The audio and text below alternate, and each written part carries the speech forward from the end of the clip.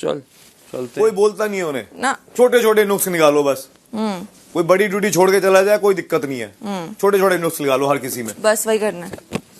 Big boss 19 में अभिषेक को आया बसीर पर गुस्सा। वाला आपको बता देंगे यहाँ पर अभिषेक फिर से कैप्टन बन चुके हैं, जिसके बाद यहाँ पर गौरव और प्रणीत तीनों मिलकर प्लान बनाते हैं कि बसीर को किचन ड्यूटीज जहाँ पर वो चॉपिंग कर रहा है उससे हटाना होगा, क्योंकि लगातार 3-4 हफ्ते हो गए वो सिर्फ चॉपिंग कर रहा है। और ऐसे में अगर उसको दूसरी ड्यूटी देंगे तो पता चलेगा ये कितना काम कर रहा है और क्या नहीं कर रहा है। अभी तो फिलहाल कुछ नहीं कर रहा है, चॉपिंग में कितना ही काम होता है। ऐसे में यहाँ पर गौरव और प्रणीत भी बोलते हैं कि हाँ ये तो करना ही पड़ेगा, अपने आप को काफी देर शाना समझ रहा है। और ऐसे में हर किसी की फाइट में घुस जाता है। यहाँ पर गौरव भी कुनिका को लेकर कहते हैं कि भाई यहाँ पर आपका लिहाज करते हैं। मैंने बोला तो बोलती है कि तुम लोग कोई मेरा लिहाज नहीं करते हो, ऐसा वैसा सुनाने लग गई।